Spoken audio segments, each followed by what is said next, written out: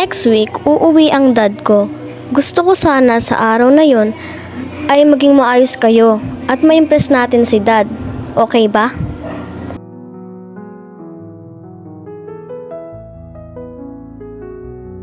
Okay, madam. Sige po, pagbigyan namin. Okay, madam. Thank you, madam. Thank you, madam.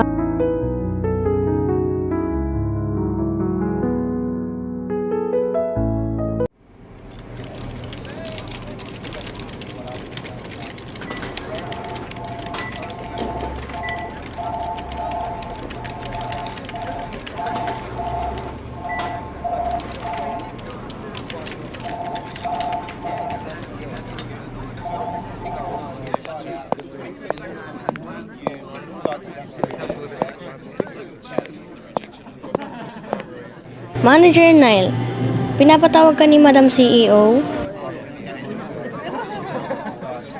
Sige.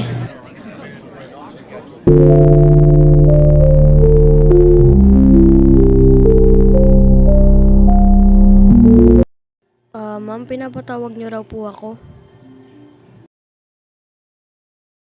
Oo, Manager Nile, pinapatawag kita.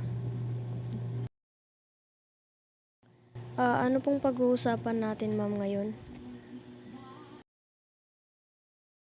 About to sa pag-uwi ni Dad next week. Ano po gagawin natin?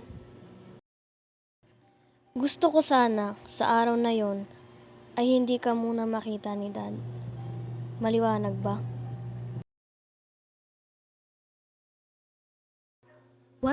What do you mean, Madam CEO?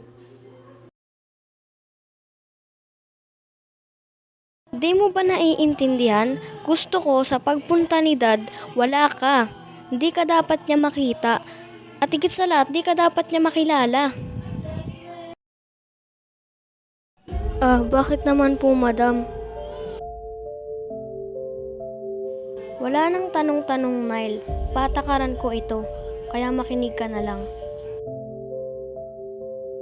Ganun po ba? Sige po, masusunod po. Pero take note, pag alis ni Dad, balik trabaho ulit.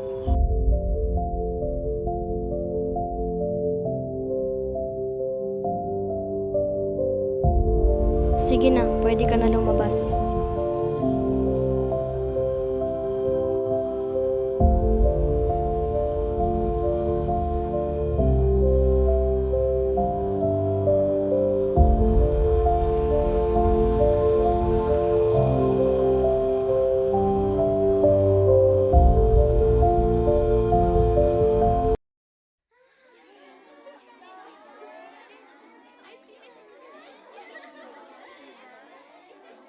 Totoo ba tong mga nangyayari? Bakit ganun na si Madam CEO sa'yo, Nile? Di ko nga alam eh.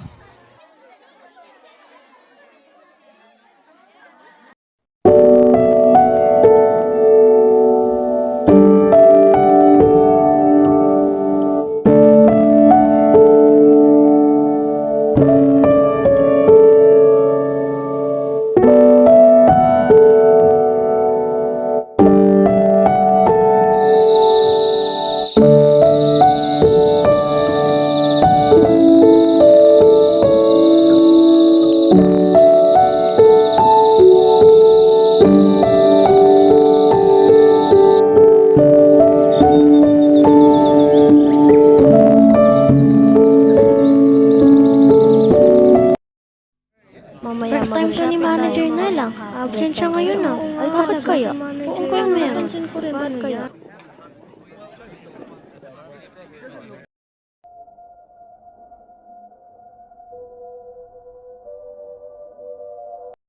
Madam CEO, pwede po ba tayong mag-usap?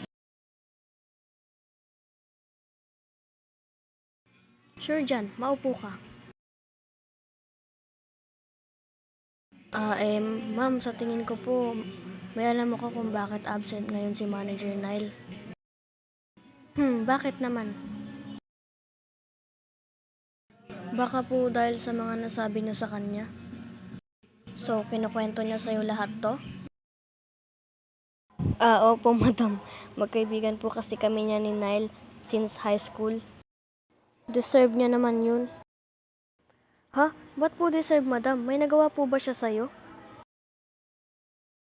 Huwag ka na ngang mangialam. Leave me alone! Umalis ka na.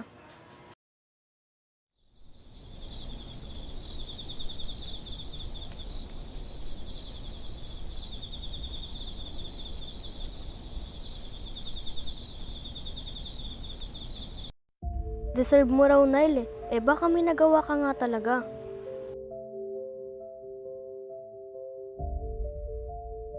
Next week na uwi ng dad niya. Friday na ngayon, Nile. Paano kaya kung pumunta ka that day, tapos mag-apologize ka kay ma'am?